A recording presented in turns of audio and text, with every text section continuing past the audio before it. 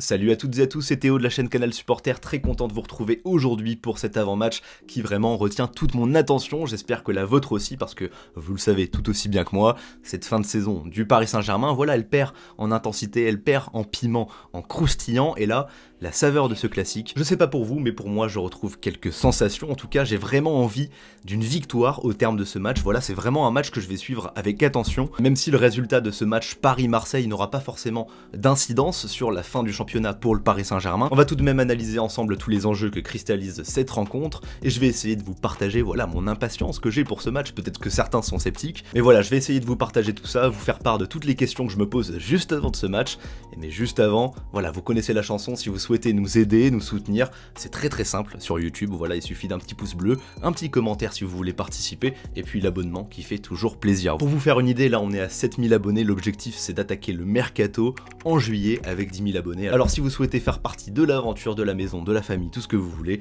le petit clic et vous êtes bienvenus.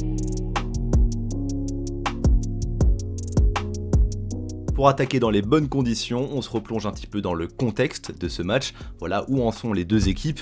Pour ce qui est du Paris Saint-Germain dans un premier temps, vous le savez, Paris n'a plus que le championnat à jouer depuis son élimination très frustrante contre le Real Madrid. Ça a été assez compliqué pour l'équipe de s'en relever, voilà, il y a eu l'épisode Bordeaux avec les sifflets pour Neymar, pour Messi, pour plus ou moins toute l'équipe, voilà, ça a fait beaucoup parler, mais quoi qu'il en soit, ce sont des événements voilà, qui te marquent. Et ça s'est vu juste après contre Monaco, l'équipe était complètement déstabilisée par rapport à la situation, et là je mets pas du tout la faute sur les supporters, bien que les sifflets, tout ça, chacun a son opinion, mais la situation, si elle est aussi compliquée à vivre, si elle est aussi néfaste, malsaine, tout ce que tu veux, c'est eux qui l'ont provoqué. C'est la conséquence directe d'une accumulation de rencontres qui n'ont pas été gérées avec sérieux, à mon sens. Trop de rencontres qui ont été sauvées par Mbappé dans les dernières minutes. Et voilà, tous les espoirs reposés sur la Ligue des Champions. T'as plus de Ligue des Champions.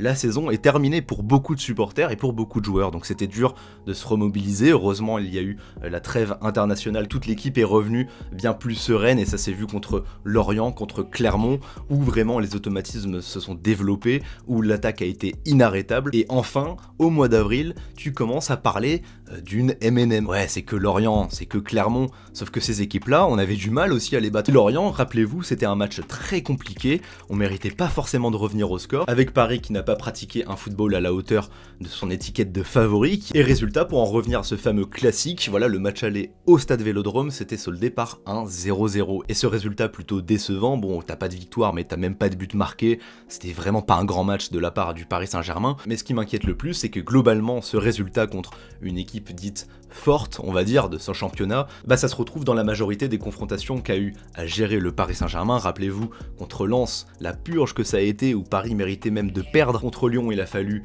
un but miraculeux d'Icardi de la tête pour arracher le 2-1. Le match retour à Lyon, tu le gagnes pas, encore une fois un match compliqué, match nul. Contre Rennes, le match aller, tu perds. Contre Nice, en 3 rencontres cette année, on n'a pas marqué le moindre but contre Nice.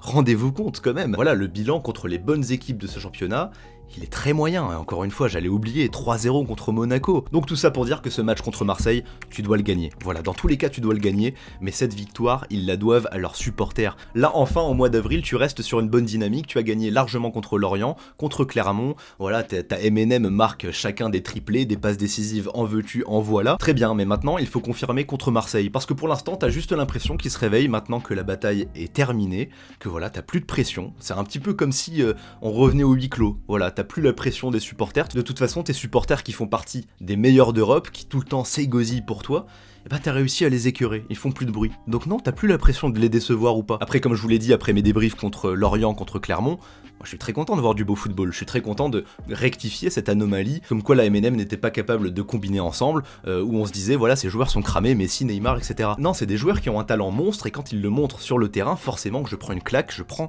du plaisir. Mais il faut donner un sens à ce plaisir, que ça soit pas juste, encore une fois, l'arbre qui cache la forêt. Qu'on ne fasse pas le bilan en fin de saison en se disant, bon super, on a mis des claques au 16e, au 17e du championnat. Puis je vais vous dire, rassurez-vous, même si là on gagne contre Marseille, même si on leur claque, je sais pas, triplé d'Mbappé, triplé de Messi, tout ce que tu veux, c'est pas pour autant que je vais être content de la saison. Non, pas du tout. Mais simplement, moi je pense à l'avenir, je pense à comment rebondir, je pense à la prochaine saison. Et donc oui, j'attache de l'importance à cette fin de saison. Je veux que les joueurs retrouvent confiance, comme Donnarumma qui vraisemblablement jouera contre Marseille. Marquinhos, lui aussi quasi irréprochable sur les 10 dernières années. Là, il est dans une période de moins bien. C'est très rare, mais il faut le souligner et je pense que ça fera partie, voilà, de son évolution personnelle dans sa carrière, comme pour Donnarumma. C'est des épreuves qu'il faut affronter et quand tu es capitaine, tu es censé avoir une grosse force de caractère. Contre Marseille, montre-nous qui c'est le patron, parce que oui, tu pourras le faire après, mais ça aura moins de valeur. Contre Marseille, c'est l'occasion, t'es devant ton public. Et d'ailleurs, c'est pareil pour les autres joueurs, Messi, Neymar, Ramos, il est amené à jouer. Voilà, des joueurs qui se sont fait siffler ces derniers temps par leurs propres supporters, mais c'est le moment de la rédemption. Montrez tout ce que vous avez sous le capot parce que tout simplement vous êtes sous contrat avec le club. Donc Ramos par exemple, c'est bien beau de dire au micro d'Amazon que tu veux rester encore 3 ans, mais il va falloir montrer des choses parce que ok, t'as eu des blessures, tu ne les contrôles pas, je suis sûr qu'il est très professionnel pour revenir, etc. Mais quand tu lances ce genre de déclaration à contre-courant, il faut assumer derrière, faut montrer des choses. Et que ce soit pour bien s'installer dans le futur du club pour les prochaines saisons, en tout cas pour la saison prochaine déjà dans un premier temps, mais aussi pour séduire de potentiels acheteurs pour le mercato, dans tous les cas, vous êtes sous contrat les mecs, faut se donner à 100% et honorer un petit peu toutes les attentes qu'on a eues pour vous. Petite parenthèse d'ailleurs sur Neymar qui représente un petit peu cette problématique, et bien encore une fois il s'agirait de confirmer contre Marseille parce que historiquement depuis son arrivée, contre Marseille c'est très mitigé, voilà c'est 2 cartons rouges quand même contre Marseille, ça représente bien un problème de comportement, de gestion des émotions. Pour l'instant, quand on pense à Neymar et Marseille, on pense à des grosses blessures, on pense à des cartons rouges, mais on pense pas à beaucoup de buts, et des buts, il faudra en marquer, il faudra en construire avec Messi, avec Mbappé. Voilà, c'est aussi crucial en cette fin de saison pour mettre Mbappé dans les meilleures conditions et que pourquoi pas, il sente qu'il est en train de développer quelque chose de concret avec Messi et avec Neymar, et encore une fois, Marseille, c'est l'occasion rêvée. Juste avant de terminer, on fait un point quand même sur Marseille.